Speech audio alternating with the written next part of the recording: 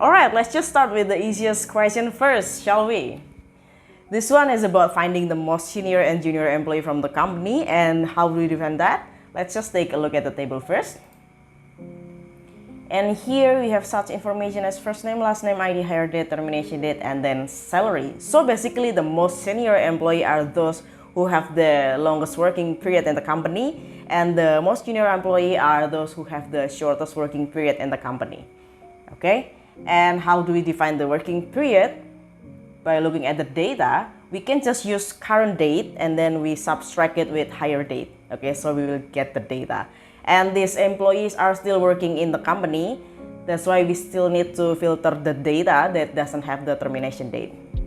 Okay, let's just start by ranking the employees by their working period first. Here and then date as hire, date as tenure.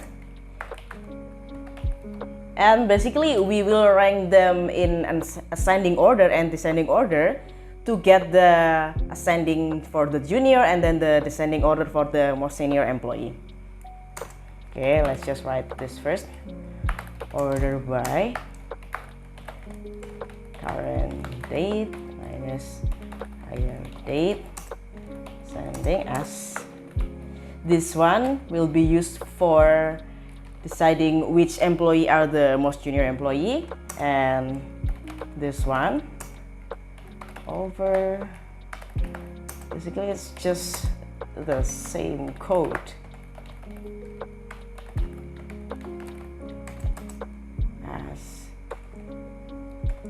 Here as ranking ascending. Okay, from over employees where date is no, check it first.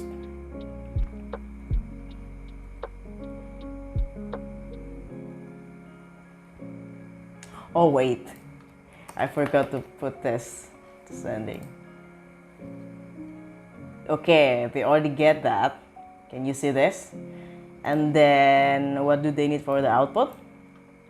Your output should include the number of employees with the longest tenure, the number of employees with the least tenure, and number of days between both the longest tenure and least tenure hiring dates. Alright, let's just put it inside the temporary table first. Temporary as this. Select count case when. This one is for the employee who has the longest working period. Case when ascending equals to 1, then they will count the ID, the employee ID of course. Else now as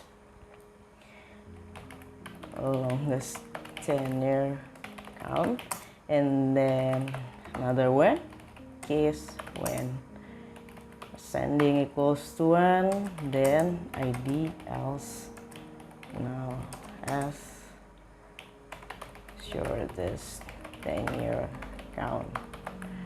Okay, and okay, for the hiring days, let's just use this. Select max hire date from subtract by select minimum hire date from okay, let's just check it. 1.5 choose when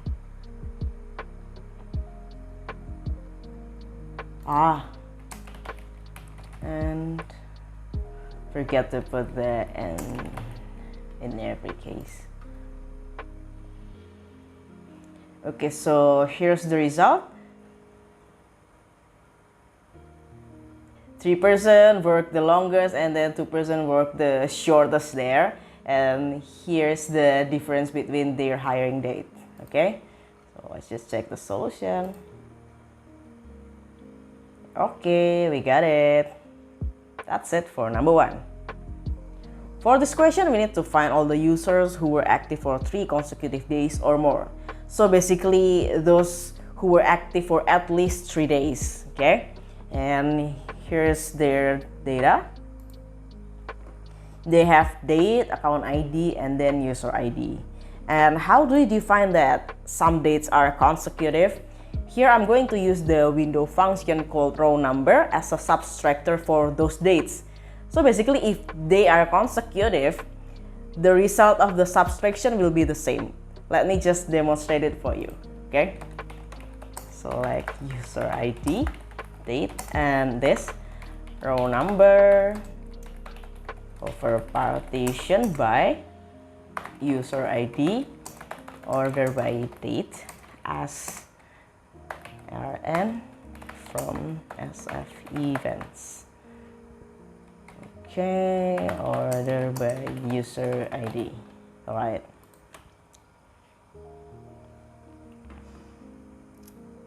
Okay, so we can see that these 2 days are consecutive, and 8 minus 1 is 7, and 9 minus 2 is also 7. So when the result is the same, they are consecutive. Okay, so that's how I solve the problem. And then the next thing to do is I'm going to put it inside a temporary table.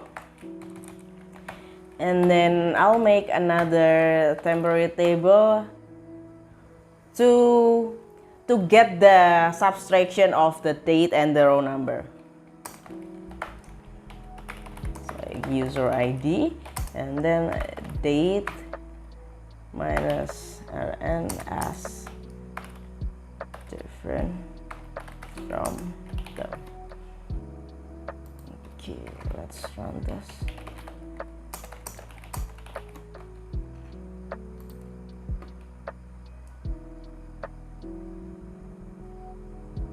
Oh, pardon me. Let's just cast it to integer. As we can see here, if they are consecutive, the date will have the same value. Okay, just like 7 and 7, 29 and 29, and etc. And then the last step that we're going to do is to count those who have the same value. Okay. From we need to group it by user ID and their difference, this one, and then put this having count more than or equals to 3. All right. Okay, so these users were active for at least 3 days. Let's just check. Okay, the solution match. So that's how you define that some dates are consecutive or not. Well, this question is a bit complicated because we need to pay attention to a little bit more details here. And let's just take a look at the output first. Your output should include the brand, segment, number of customers, total transaction, total sales, and average basket size. And here's the basket size, total sales divided by count of transaction per customer. And here's how we define the segment. Okay, let's take a look at the table first, or the have to table. From join. What is the key? Okay.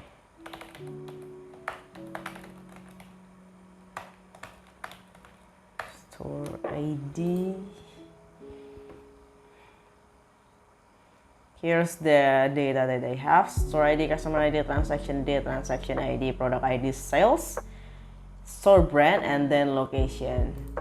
First thing I want to do is I want to create a temporary table containing with the brand name and then the customer ID and then the sum of sales and transaction and the basket size first. Oh, what's the name? Store brand. As brand. Okay, customer ID. This customer ID is used to count the number of customer that is needed for the output here. Okay, customer ID, and then sum sales as total sales, and then count transaction ID as an transaction, and then sum sales divided by count transaction, ID as basket size. Okay, from, why do I have to erase that? Section join stores, and then store ID, where here for the filter extract year from transaction date equal to 2017, group by store, brand, and customer ID. Okay, this is the result. We have brand here, customer ID, total sales and transaction, and then the basket size. Okay, put it inside a temporary table. Okay, and then we need to make query for this segmentation. Like brand, it's for the brand name, and then we are using the case when here basket size more than 30, then high. Okay, and then when basket size between 20 and 30, then medium.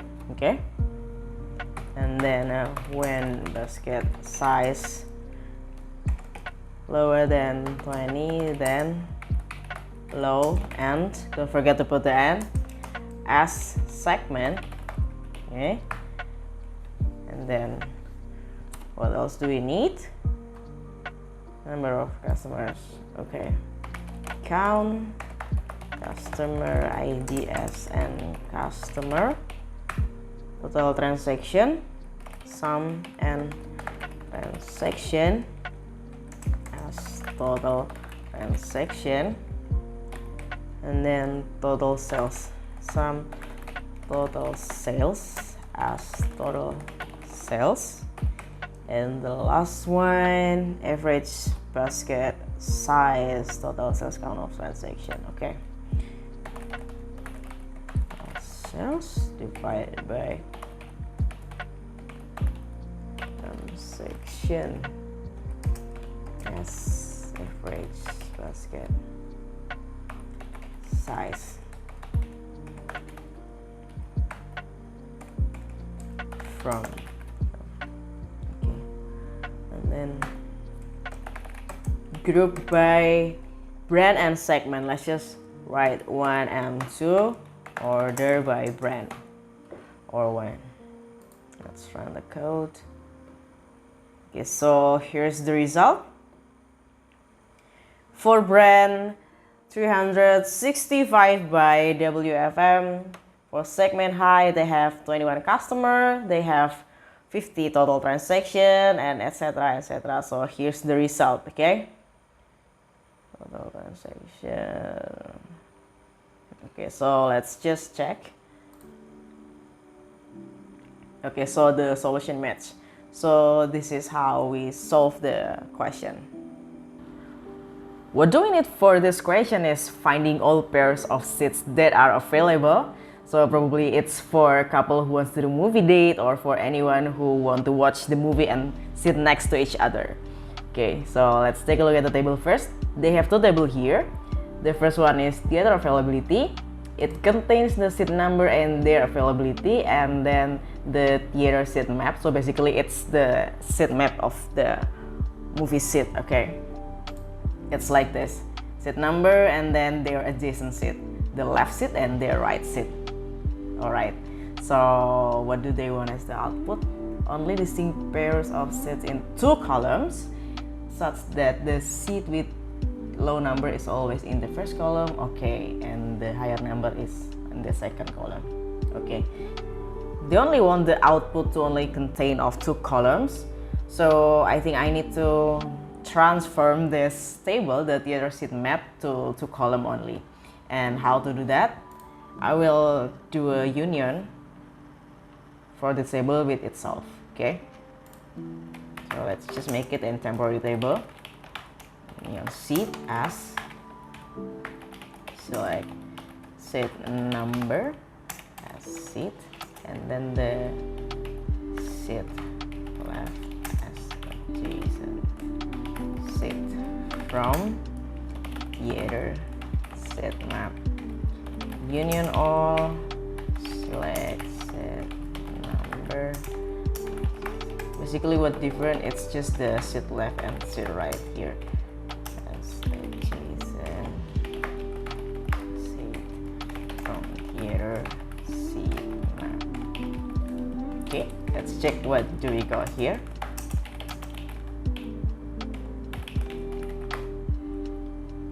Union seat.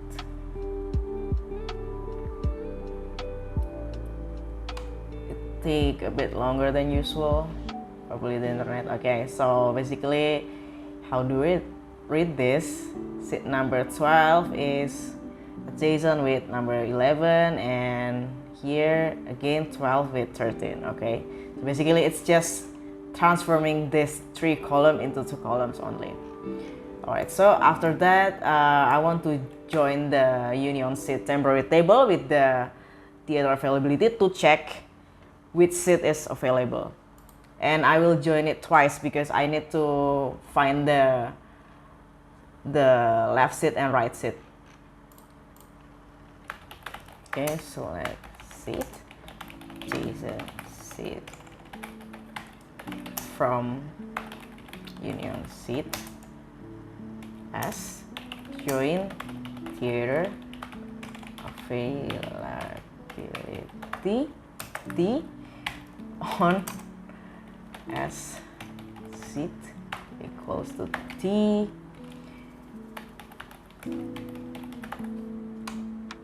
seat number. Okay, and then join it again with theater availability TH on as, for this time, the adjacent seat. Adjacent seat equals to TH seat number, where the T is available and TH is also available. It's true. And don't forget to put this and seat, the first column is lower than adjacent seat. The seat number is lower than the next column.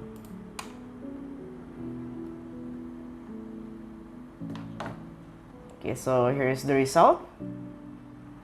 These all the pairs of seats that are available. And let's check with the official solution. And it match. Okay, so that's how you do it. Well, this is one of my favorite questions so far because it's about wine. I mean, who doesn't love wine, right? Okay, so we have to find top 3 wineries in the world, and this is the rules. Find the top 3 wineries based on the average points earned. Okay, so I think this column is needed. And then in case there's a tie, order the wineries by winery name in ascending order. Okay, so output the country along with the best, second best, and the third best wineries. Okay, and we have to replace the null values with this string. Okay, actually we can take a look at the expected output. So this is what they want. Okay, this is the winery name and this is the average point. Alright, this is going to be a long journey, so please bear with me. Okay, the first thing I want to do is I want to rank the average point first. I want to use the window function, of course. Case like country, winery name, and then average points as average points, and then here rank over partition by country, order by this average points, sending, and winery sending as they want to. Okay, average point as ranks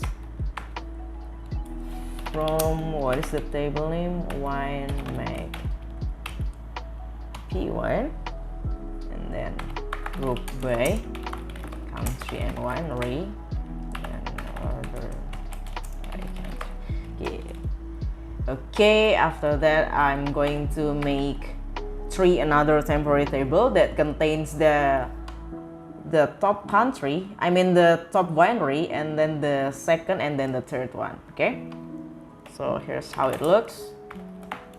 Top as select country, case when ranks equals to 1, then okay, following the rules, this is the name and then this is the point, then winery, we're going to combine the string, and then round average points. Okay, this one else null and as top winery from is the first, and then this is the another temporary table that contain the second winery from each country. Case when ranks equals to 2, then okay, I'm just going to copy this and as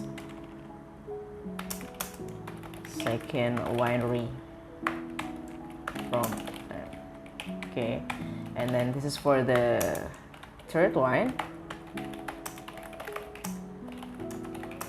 ranks equals to 3, then this one as third winery. Okay, after that we're going to combine these three result. Okay, it's going to look like this. Select country, and then the top winery, we're going to use the max function winery, and then don't forget we have to replace the null value for the second and third winery, so we're going to use the equals function max winery. Okay, if they don't have no second winery, okay, and then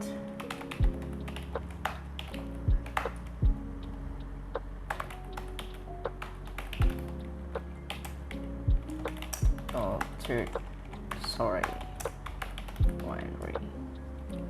Okay, from top T join second as on T dot country equals to as, we're going to make the country name as the key, then join again third H on T country. Okay, group by T. We need to name it so it's not ambiguous here. Okay, let's execute. Okay, country doesn't exist.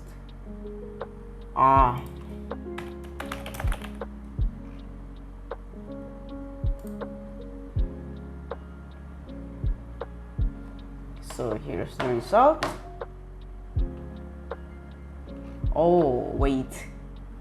Let's just name it Top Winery as second winery, and this one as third winery. Okay.